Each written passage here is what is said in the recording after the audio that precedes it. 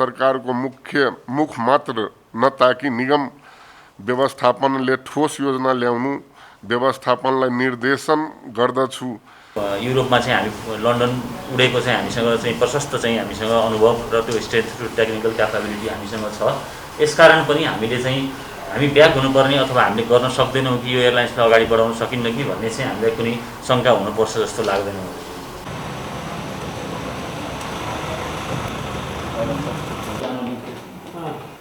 सर्वप्रथम कोभिड-19 महामारीको समयमा पनि कर्तव्यनिष्ठ भई अग्रपन्थीमा खटी काम गर्नुहुने नेपाल वायु सेवा निगमका सम्पूर्ण कर्मचारीहरूको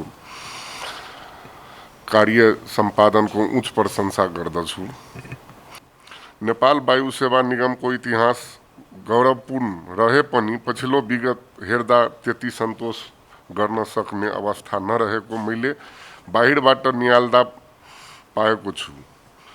पछिल्लो समयमा निगमसँग आन्तरिक र अन्तर्राष्ट्रिय उडानका लागि पहिले पर्याप्त जहाज हुँदै पनि यसको सन्तोषजनक सदुपयोग नभएको जानकारी पाएको छु।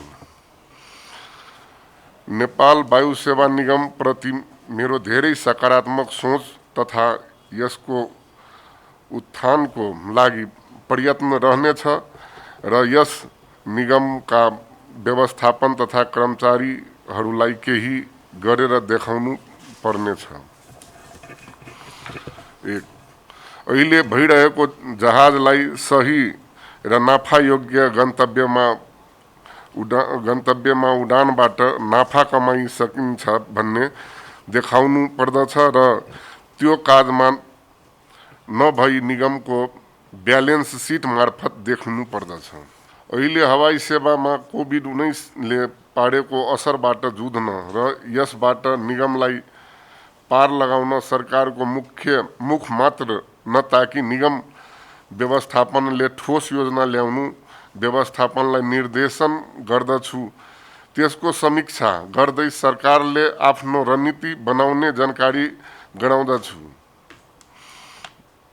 आन्तरिक उडानतर्फ निगमको जहाज हुँदै पनि विगत 1 वर्षदेखि थन्काएर राख्ने कारण वस्तुनिष्ठ नरहेको हेरिनेछ। 4. निगममा उपल्लो तहमा रहेका कर्मचारी क्षमता अनुसार उचित स्थानमा राखेर कार्य सम्पादन गरे मात्र निगमको प्रगति हुने हुनाले बजारमा यस विषयमा विभिन्न टीका टिप्पणी आइरहेकोले यस विषयमा व्यवस्थापनलाई कर्मचारीको विज्ञता र क्षमताको आधारमा कार्य जिम्मेवारी प्रदान गर्न र त्यही अनुसार कार्य सम्पादन गर्न गराउन निर्देशन गर्दछु। ग्राउन्ड ह्यान्डलिङ उडान सञ्चालन मानव संसाधन तथा प्रविधिको सही समायोजनबाट मात्र निगमको उद्देश्य प्राप्त हुने र सरकारले आशा गरेको जस्तो निगम बनाउन सकिने हुनाले निगमले आफ्नो पाइला त्यही अनुसार अगाडि बढाउने आशा गर्दा त्यसमा कहीँ कैफियत रहेको भए सो सच्याउन 1 हप्ताको समय प्रदान गर्दछु र तत्पश्चात ठोस योजना सहित म फेरि निगम व्यवस्थापनसँग बस्नेछु।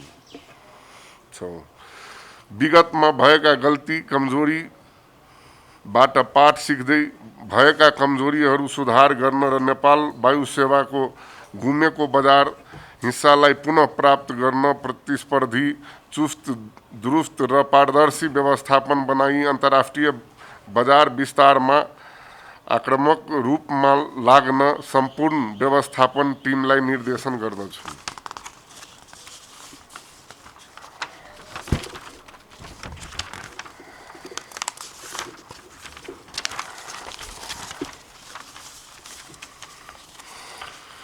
नेपाल वायु सेवा निगम एक व्यापारिक संस्था मात्र नभएर 3 करोड नेपालीको प्रतिनिधित्व र गर्व गर्ने राष्ट्रको एक प्रतिनिधि हो।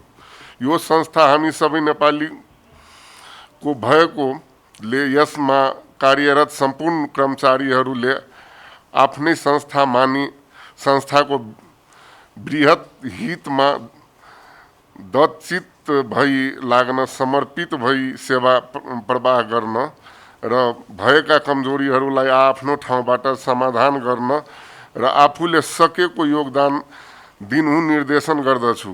नेपाल वायु सेवा निगमको समस्या समाधान गर्न नयाँ व्यापारिक तथा रणनीतिक उन्नति प्रगति गर्न सधैँ सकारात्मक सहयोग गर्नेछु। नेपालको एकमात्र ध्वजावाहक वायु सेवालाई अन्तर्राष्ट्रिय क्षेत्रमा सबल रूपमा उपस्थिति हुने वातावरण गराई सबैले गर्व गर्न सक्ने अवस्थामा पुर्याउन मन्त्रालय नेपाल वायु सेवा निगमका सम्पूर्ण पदाधिकारी तथा कर्मचारीहरूलाई सेवा भावका साथ आफ्नो क्षेत्रमा सक्दो योगदान गरिदिनु हुन निर्देशनका साथ अनुरोध गर्दछु। सार्वजनिक संस्थानमध्ये हो, हालसम्म कार्यरत र सेवारत संस्थानहरूमध्ये हो। करिब 60-65 वर्षको इतिहास छ। 1958मा 1 जुलाई 1958मा 97 जना इम्प्लोइ लिएर स्टार्ट गरेको थियो र अहिले हामीसँग करिब 1300 इम्प्लोइजहरू रहनुभएको छ। र यस बिचमा हामीले नेपालमा हवाई उड्डयनको क्षेत्रमा काम गरिरहँदाखेरि जति पनि अन्तर्राष्ट्रिय स्तरका मान्यताहरू प्राप्त गर्नुपर्ने हो, ती सबै मान्यताहरू प्राप्त गरेर अन्तर्राष्ट्रिय स्तरको सेवा प्रदान गरिरहेका छौँ। हामीले अहिले यतिखेर अन्तर्राष्ट्रिय रूपमा युरोपियन युनियनको सेफ्टी लिस्टमा हाम्रो नागरिक उड्डयन प्राधिकरण परिसकेपछि नेपालका कुनै पनि वायु सेवा कम्पनीहरू युरोपमा उड्न नपाउने अवस्था रहेको छ। र यस बिचमा हामीले अस्ट्रेलिया, अफ्रिका, जापान जस्ता देशहरूमा हामीले आफ्नो उडानहरू सञ्चालन गरिरहेका छौँ, युरोप छोडेर हाम्रो क्यापाबिलिटी भएसम्म। र अहिले हामीसँग 2वटा, मैले फ्लिटको डिटेल पनि अहिले नेक्स्टमा दिनेछु। अर्को जानुहोस् त। अहिले हामीसँग भएको फ्लिटको स्ट्रेन्थ यो हो। यद्यपि हेर्दाखेरि 62 वर्षको इतिहासमा यति मात्रै फ्लिट हुनु चाहिँ आफैमा त्यति उत्साहजनक विषय त होइन। तैपनि हामीले हाम्रो सेवाको निरन्तरताको निम्ति यी जहाजहरू चलाइरहेका छौँ। यसका धेरै आरोह अवरोहहरू रहे।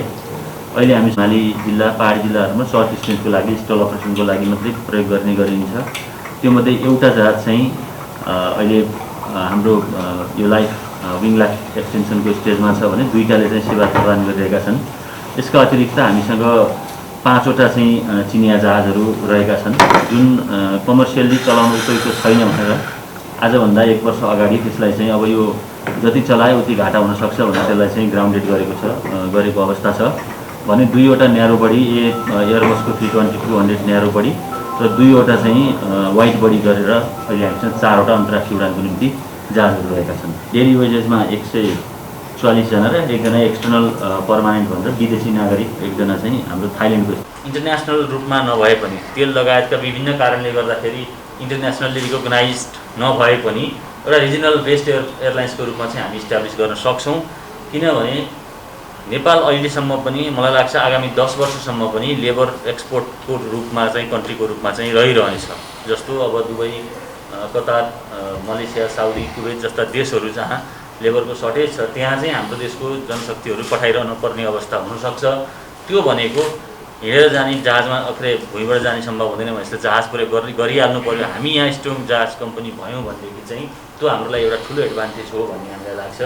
जियोग्राफिकल बेनिफिट पनि हेर्ने हो भने हामीसँग दुईतिरको चाहिँ जुन बिग पपुलेसन छ, अलमोस्ट विश्वको आधा पपुलेसन चाहिँ हामीले दाहिने हातबाट देब्रे हाततिर हामीले देख्न सक्छौँ। भनिसकेपछि यो पपुलेसनलाई हामीले कसरी अट्र्याक्ट गर्न सक्छौँ त्यसको आधारमा पनि हामीले बिजनेस चाहिँ ग्रो गर्न सक्ने अवस्था रहन्छ। अर्को चाहिँ हिन्दूको जुन साउथमा चाहिँ संसारको सबैभन्दा धेरै ठुलो हिन्दू पपुलेसन साउथमा छ र अनि सबैभन्दा ठुला हिन्दूका देवता भनेर चाहिँ हामीले मुक्तिनाथदेखि लिएर पशुपतिनाथ होइन, जनकपुर धाम सबै यहीँ छ भनेपछि यो ठाउँमा चाहिँ हामीले चाहिँ प्रमोट गर्न सक्यौँ भनेदेखि मलाई लाग्छ यो धेरै ठुलो चाहिँ हुनसक्छ। त्यसका अतिरिक्त सेकेन्ड लार्जेस्ट पपुलेसन भनेको चाहिँ बुद्धिस्टको हो। बुद्धको जन्मस्थान पनि नेपालमै छ भनिसकेपछि हामीले प्रमोट गर्न सक्यौँ भनेदेखि यो हुन्छ जस्तो लाग्छ। त्यति मात्रै होइन, हाम्रोमा जस्तो हिमालयन छन् त्यो हिमालयहरू चाहिँ विदेशमा संसारमा कहीँ पनि छैन, त्यसको कुनै कम्पिटिसनै छैन। त्यसपछि गएर मेजर अब India, east Asia, Chinese, Korean जुन पपुलेसन छ त्यो चाहिँ हामीलाई एयरलिङ्क गर्न चाहिँ धेरै सजिलो हुन सक्छ जस्तो लाग्छ। अब हाम्रो हिस्ट्री स्ट्रेन्थ हेर्ने हो भनेदेखि हामीले हिजो यहाँबाट चाहिँ युके फ्र्याङ्कफर्ट देखि दुबई अब युरोपमा चाहिँ हामी लन्डन उडेको चाहिँ हामीसँग चाहिँ प्रशस्त चाहिँ हामीसँग अनुभव र त्यो स्ट्रेन्थ र टेक्निकल क्यापाबिलिटी हामीसँग छ। यसकारण पनि हामीले चाहिँ हामी ब्याक हुनुपर्ने अथवा हामीले गर्न सक्दैनौँ कि यो एयरलाइन्सलाई अगाडि बढाउन सकिन्न कि भन्ने चाहिँ हामीलाई कुनै शङ्का हुनुपर्छ जस्तो लाग्दैन। इम्प्रुभमेन्टको प्लानको सन्दर्भमा हामीले धेरै कुराहरू कन्सिडर गरेका छौँ। हाम्रो नेपाल सरकारको चाहिँ 15औं पञ्चवर्षीय योजना, नेपाल सरकारको नीति तथा कार्यक्रम 77, 78, 79 पनि अहिले म यहाँ इन्क्लुड गरेको छु। हवाई नीति, त्यसपछि गएर 141 हुँदै गत साल हामीले एउटा चाहिँ निर्देशन आएको थियो। यी सबै कुराहरू कन्सिडर गरेर हामीले एउटा बिजनेस प्लान बनाएर मन्त्रालयमा पनि प्रस्तुत गरिसकेका थियौँ। तर त्यसमा चाहिँ अलिकति अहिले यो सालको चाहिँ कोभिडको कारणले जुन सेकेन्ड वेभ आयो, यसमा चाहिँ अब नेपाल सरकारसँग अब प्राथमिकताको हिसाबले चाहिँ हामीसँग तुरुन्तै हामीले जुन प्लान गरेका थियौँ त्यो चाहिँ अलिकति अहिले होल्डमा बसेको हामीले महसुस गरेका छौँ। र यसमा हामीले नै गएर अगाडि बढेर होइन अब खोप नगर्नु ज्यादै चाहिन्छ भन्न सक्ने अवस्थामा हामी पनि पुगेनौँ। त्यसले गर्दाखेरि यसलाई अलिकति इयर 1 जुन हामीले भनेका छौँ त्यो अब इयर 2 बन्न